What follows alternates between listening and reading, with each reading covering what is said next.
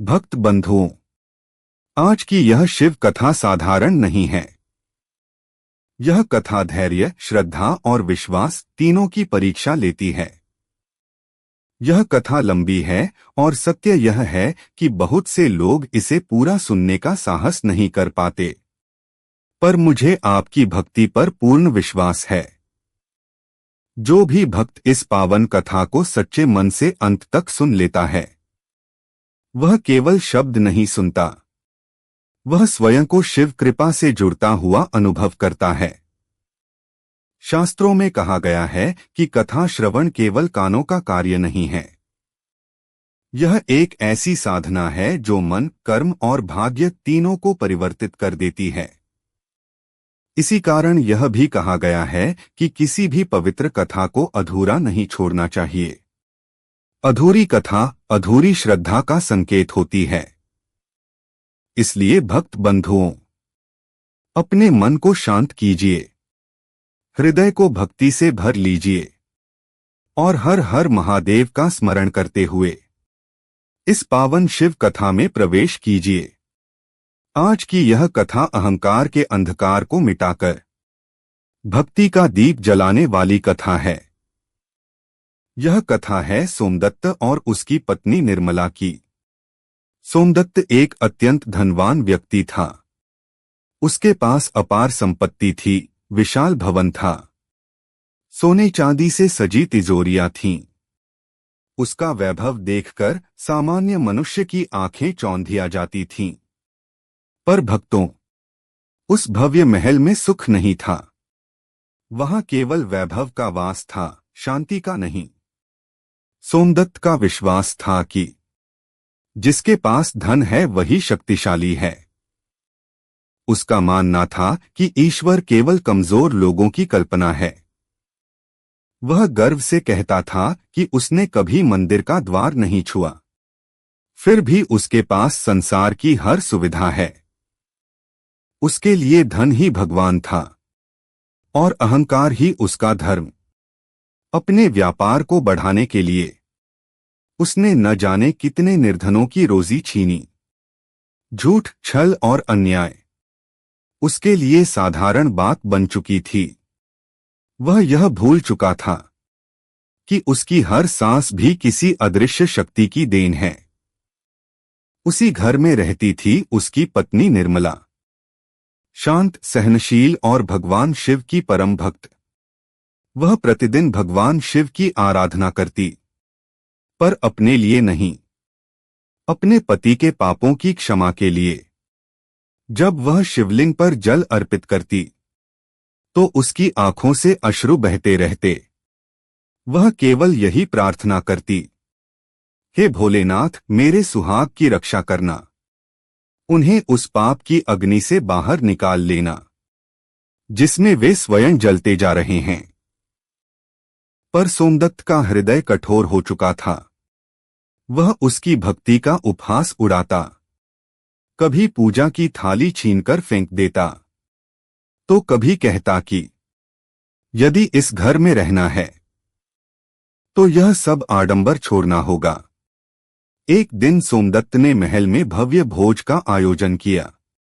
उसने निर्मला को आदेश दिया कि वह कीमती आभूषण पहनकर सभा में आए। पर उस दिन भी निर्मला गहनों के स्थान पर रुद्राक्ष की माला और माथे पर भस्म का तिलक लगाकर आई।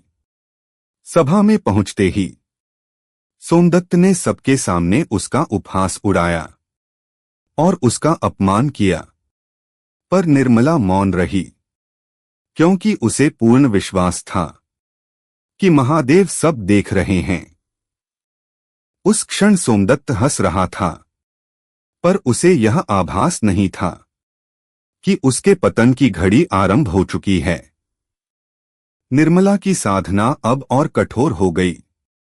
वह प्रतिदिन नंगे पांव नगर के प्राचीन शिव मंदिर जाती। मार्ग में कांटे चुभते, कंकड़ लगते, पर उसके चेहरे पर पीड़ा नहीं दिखती।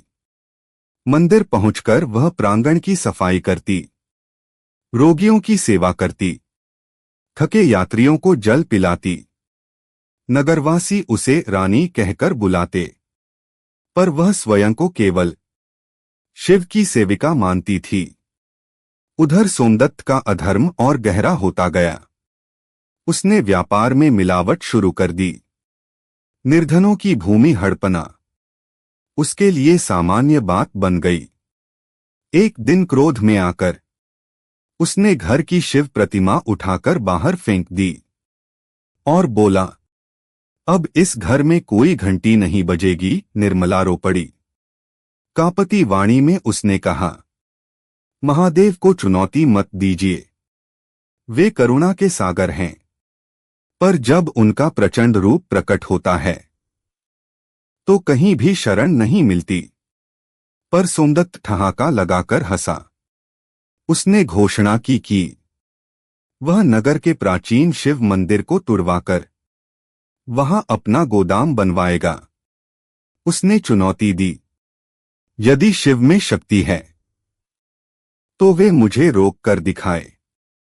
जैसे ही ये शब्द उसके मुख से निकले, दोपहर के उजाले में बिना बादलों के आकाश में गर्जना हुई। धरती कांपने लगी, पर अहंकार अभी भी नहीं टूटा। जैसे ही मंदिर पर पहला प्रहार हुआ, सोमदत्त के शरीर में असहनीय वेदना दौड़ गई। उसे लगा जैसे किसी ने हृदय पर तपता लोहा रख दिया हो। वह वहीं धरती पर गिर पड़ा। सांसें टूटने लगीं। उसे यमदूतों की छायाएं दिखने लगीं। उस क्षण उसे समझ आया कि धन, वैभव और शक्ति कुछ भी साथ नहीं देते। समय बीतता गया। सोमदत्त का शरीर रोग से गलने लगा। एक दिन उसने दान का विचार किया, पर जब तिजोरी खुली तो उसमें सोने के स्थान पर काली राख और विषैले जीव थे। अब उसका अहंकार टूट चुका था। वह मंदिर पहुंचा, उसी स्थान पर जहां कभी वह अपमान करता था। उसने वैभव त्याग दिया, साधारण वस्त्र धारण किए, सेवा को अपना धर्म बना लिया। वह कहता, यह धन कभी मेरा था ही नहीं, मैं तो केवल छीना हुआ लौटा रहा हूं। निर्मला हर क्षण उसके साथ रही। एक दिन सोमदत्त ने कहा, मुझे लगता है मेरे भीतर अब भी कुछ अधूरा है। निर्मला बोली, स्वामी, मनुष्य का वास्तविक स्वामित्व केवल उसके अहंकार पर होता है। जिस दिन आप स्वयं को शून्य मान लेंगे, उसी दिन महादेव आपको अपना लेंगे। उस रात आकाश से पुष्पों की वर्षा हुई। एक दिव्य प्रकाश प्रकट हुआ। सोमदत्त और निर्मला शिव ज्योति में विलीन हो गए। नगर के सभी लोग पश्चाताप में रो पड़े। राजा ने आदेश दिया कि वहां ऐसा मंदिर बने जहां सेवा ही सबसे बड़ी पूजा हो। भक्त बंधुओं, यह कथा हमें सिखाती है कि मनुष्य जन्म से नहीं, कर्मों से महान बनता है। अहंकार सबसे बड़ा रोग है, भक्ति उसकी औषधि और शिव नाम मुक्ति का द्वार। जो दान, सेवा और करुणा को अपने जीवन का अंग बना लेता है, उसके घर स्वयं महादेव का वास हो जाता है। अंत में यही प्रार्थना है कि जिसने भी इस कथा को श्रद्धा और विश्वास से सुना हो, उसके जीवन से हर संकट दूर हो जाए। हर हर महादेव।